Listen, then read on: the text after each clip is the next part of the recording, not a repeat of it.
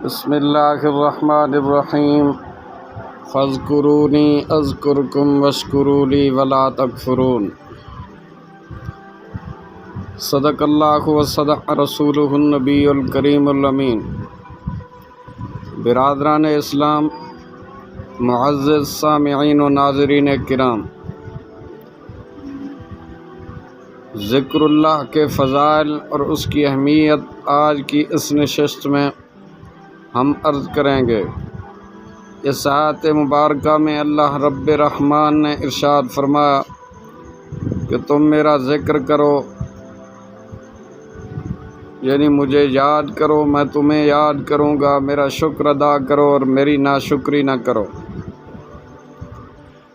ذکر کی 3 قسمیں ہیں، یاد رکھیں۔ ذکر 3 طرح کا ہوتا ہے۔ نمبر 1 زبانی ذکر، نمبر 2 قلبی ذکر، نمبر 3 اعضائے بدن کے ساتھ ذکر۔ نمبر 1 زبانی ذکر میں تسبیح و تقدیس، حمد و ثنا، توبہ و استغفار، خطبہ و دعا، نیکی کی دعوت وغیرہ شامل ہیں۔ نمبر 2 قلبی ذکر میں اللہ تعالیٰ کی نعمتوں کو یاد کرنا، اس کی عظمت و کبریائی اور اس کی عظیم قدرت کے دلائل میں غور کرنا داخل ہے۔ نیز علماء کرام کا شرعی مسائل میں غور کرنا بھی اس میں داخل ہے۔ نمبر 3 اعضائے بدن کے ذکر سے مراد ہے کہ اپنے اعضاء سے اللہ تعالیٰ کی نافرمانی نہ کی جائے، بلکہ اعضاء کو اطاعت الہی کے کاموں میں استعمال کیا جائے۔ تفسیر ساوی جلد اول صفحہ نمبر 128، تفسیر روح البیان جلد اول پارہ 2 صفحہ نمبر 242، تبیان القرآن جلد اول صفحہ نمبر 592۔ آیت کے اگلے حصے میں فرمایا گیا اذکرکم، میں تمہیں یاد کروں گا، یعنی میرا ذکر کرو گے تو میں تمہارا ذکر کروں گا، میرا شکر ادا کرو، میری ناشکری نہ کرو۔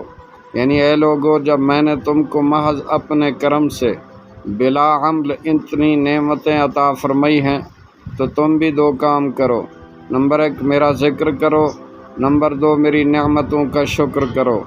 اس کا نتیجہ یہ ہوگا کہ میرے ذکر سے عالم یعنی دنیا کے لوگوں میں تمہارا چرچا ہوگا، اور شکر سے تمہاری نعمتیں بڑھے گی۔ ناشکری نہ کرنا کہ اس میں نعمت کے چھن جانے کا خطرہ ہے۔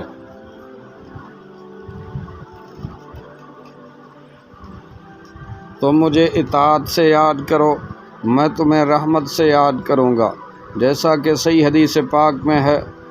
رحمت والے پاک نبی کریم صلی اللہ علیہ وسلم نے ارشاد فرمایا، اس کا مطلب یہ ہے کہ لوگو تم میری اطاعت کے ساتھ مجھے یاد کرو، میں اپنی مغفرت و رحمت کے ساتھ تمہیں یاد کروں گا۔ تم مجھے دعا سے یاد کرو، میں تمہیں عطا سے یاد کروں گا۔ تم مجھے ثنا اور اطاعت سے یاد کرو، میں تمہیں ثنا اور نعمت سے یاد کروں گا۔ تم مجھے دنیا میں یاد کرو، میں تمہیں آخرت میں یاد کروں گا۔ تم مجھے آبادی اور مکانوں میں یاد کرو، میں تمہیں جنگلوں اور وحشت کے میدانوں میں یاد کروں گا۔ تم مجھے راحت میں یاد کرو، میں تمہیں بلا اور مصیبت میں یاد کروں گا۔ تم مجھے مجاہدے سے یاد کرو، میں تمہیں ہدایت سے یاد کروں گا۔ تم مجھے صدق و اخلاص سے یاد کرو، میں تمہیں خلاصی و چھٹکارا اور اختصاص سے یاد کروں گا۔ تم مجھے زندگی میں ربوبیت سے یاد کرو، میں تمہیں مرتے وقت عبودیت سے یاد کروں گا۔ تم کہو یا ربی، میں کہوں گا یا عبدی، یعنی ہاں میرے بندے۔ تم کہو میں گناہ گار ہوں، آواز قدرت آئے گی کہ میں کہوں گا میں غفار ہوں۔ تفسیر نعیمی جلد اول صفحہ نمبر 72۔ معزز سامعین کرام، قرآن کریم کی اسات میں ذکر اور شکر کا ذکر ہے، تو اس حوالے سے چند ایک احادیث مبارکہ ذکر اور شکر کے فضائل سے متعلق سماعت فرمائیں۔ حضرت ابی ہریرہ رضی اللہ عنہ سے روایت ہے، نبی کریم صلی اللہ علیہ وسلم نے ارشاد فرمایا، اللہ تعالیٰ ارشاد فرماتا ہے، میں اپنے بندے کے گمان کے قریب تر ہوتا ہوں جو وہ مجھ سے کرتا ہے۔ جب میرا ذکر کرتا ہے تو میں اس کے ساتھ ہوتا ہوں، اگر وہ مجھے تنہائی میں یاد کرتا ہے میں اسے تنہا یاد کرتا ہوں، اگر وہ میرا ذکر کسی مجمع میں کرتا ہے میں اس سے بہتر مجمع میں یعنی فرشتوں کے سامنے اس کا ذکر کرتا ہوں۔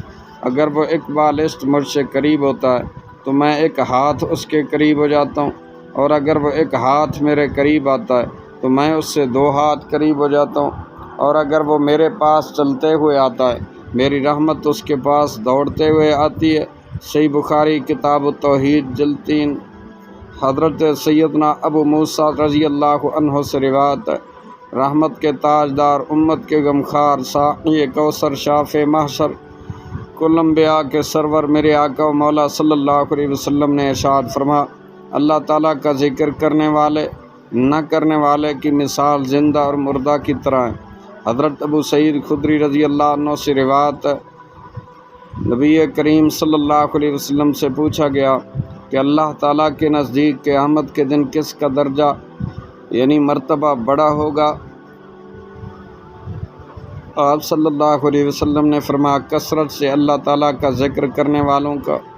حضرت ابو سعید خدری رضی اللہ عنہ فرماتے، میں نے عرض کیا، یا رسول اللہ صلی اللہ علیہ وآلہ وسلم، کیا اللہ تعالیٰ کی راہ میں جہاد کرنے والے غازی سے بھی؟ آپ نے فرمایا، اگر وہ اپنی تلوار کفار و مشرکین پر چلائے یہاں تک کہ وہ ٹوٹ جائے اور یہ خون آلود ہو جائے تو بھی اللہ تعالیٰ کو یاد کرنے والوں کا درجہ بہت بڑا ہے۔ حضرت انس رضی اللہ عنہ سے روایت ہے، نبی کریم صلی اللہ علیہ وسلم نے ارشاد فرمایا، شیطان اپنا منہ انسان کے دل کے ساتھ لگائے رہتا ہے، یعنی اس میں وسوسے ڈالتا رہتا ہے، لیکن جب انسان اللہ کا ذکر کرنے لگتا ہے تو وہ دور ہٹ جاتا ہے، اور اگر انسان اللہ کا ذکر کرنا بھول جائے تو شیطان اس کے دل کو لقمہ بنا لیتا ہے۔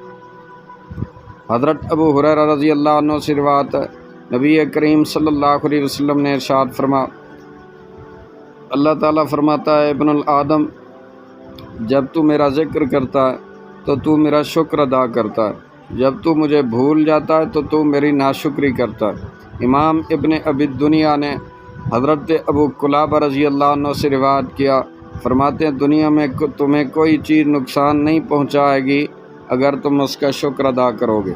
حضرت ابو ہریرہ رضی اللہ عنہ سے روایت ہے، نبی کریم صلی اللہ علیہ وسلم نے ارشاد فرمایا، کھانا کھا کر اللہ تعالیٰ کا شکر ادا کرنے والے کے لیے روزہ رکھ کر صبر کرنے والے کی مثل اجر ہے۔ حضرت لقمان علیہ السلام نے اپنے صاحبزادے سے فرمایا، جب تم ذکر کرنے والوں کو دیکھو تو ان کے ساتھ بیٹھ جاؤ، اس لیے کہ اگر تم عالم دین ہو تو تجھے تیرا علم نفع دے گا، اور اگر تو جاہل ہے تو تجھے وہ تعلیم دیں گے۔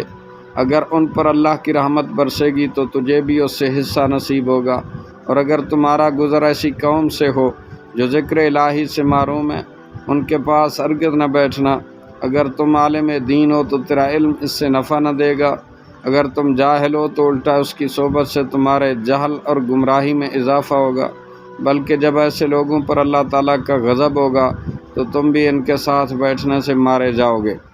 تفسیر روح البیان جلد اول پارہ 2 صفحہ نمبر 26۔ یا اللہ، ہمیں کثرت کے ساتھ ذکر کرنے کی اور ہمیشہ اپنی نعمتوں کا شکریہ ادا کرنے کی توفیق عطا فرما، اور ہمیں نافرمانی کے کاموں سے بچا۔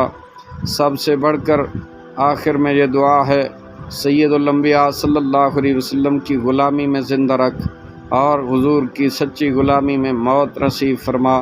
اللہ وقت آخر ہمیں کلمہ طیبہ، کلمہ شہادت، آیت الکرسی اور توبہ و استغفار کی، میرے پاک پروردگار درود پاک کی توفیق نصیب فرما۔ قبر میں سید الانبیاء صلی اللہ علیہ وسلم کی پہچان نصیب فرما، آمین، بحرمت سید الابرار والمرسلین صلی اللہ تعالیٰ علیہ وآلہ وسلم۔